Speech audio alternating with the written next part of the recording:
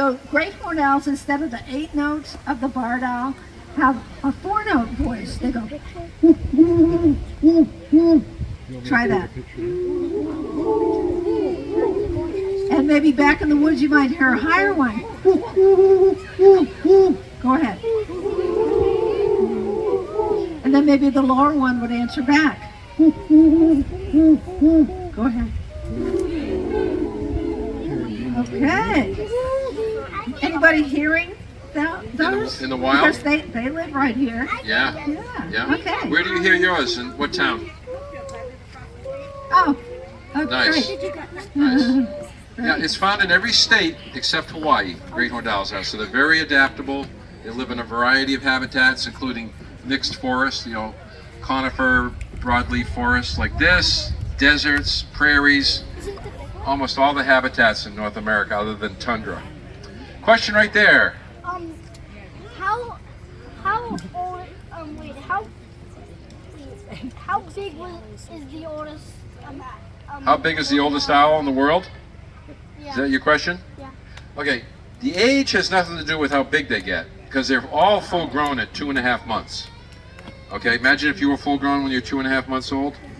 Your parents would either be joyed or freaked out. I don't know which. Yeah, by the time any bird can fly, whether it's a hummingbird or a swan, that's how big they're going to be. So the oldest owl in the world, to answer your question, was an eagle owl found in Europe at a zoo, 61 years old. That's the oldest known owl. It's no longer alive. It passed away at 61. This great horned owl could easily live into his 30s or 40s. And Marcia grew up with a great horned owl. In her household, her parents did wildlife rehab. That bird lived to be 43 and a half. So here's the rule of thumb. Bigger owls live longer than little owls, potentially. It's kind of the opposite of dogs. Usually little dogs outlive big dogs. Usually big owls outlive little owls. Yeah. So this owl we hope to have for a good many years to come. And he's quite calm around you because he's imprinted on people. Here's how that happened. He was in his nest, which was in somebody's backyard, in southeastern Mass. And like all baby owls, he jumped out of the nest thinking he could fly. He couldn't fly, so he ended up on the ground.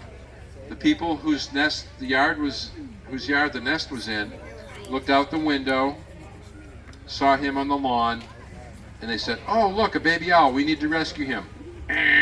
Wrong answer. He did not need to be rescued. He wasn't injured. His parents were still feeding him. He was fine. But they took him, brought him in the house for a month, and fed him mice. They actually went to the pet shop and bought mice to feed him, which was the right food, but the wrong action. They shouldn't have been feeding him at all. And then after a month, they go, "Oh, we got to put this owl back in the nest." Wrong thing. You don't put them back in the nest once they leave. They're out. They're done. So they called up Mass Wildlife, our state wildlife agency, and they said, "We've been taking care of this baby owl. We want to put him back in the nest. What do we do?" Mass Wildlife said, "Well, hold on a minute. You broke the law, and we could fine you. We could write you a ticket." So they hung up the phone. They said, "Oh no, we're going to get in trouble now. What are we going to do?" So they did what anybody would do. They called the fire chief in their town and gave the owl to the fire chief. I don't know why. Maybe they thought he had tall ladders or something. I don't know. But the fire chief luckily knew a guy named Norman Smith. Norman Smith used to work as director at Trailside Museum in Milton. And Norman does owl fostering into nests. Norman came out and looked at this owl, studied it for 3 minutes, and this is what he came to the conclusion of. He goes, "Number one, I can't put this owl back in the nest. It's too old. Number two, this owl is obviously imprinted on people. Number three, this owl would follow me out of the woods," said Norman. And number four, this owl would be afraid of other owls. This owl's used to being around people. So Norman called us up and said, "Look, I've got an imprinted owl. Can you adopt it? It would make a perfect teacher." And we said yes.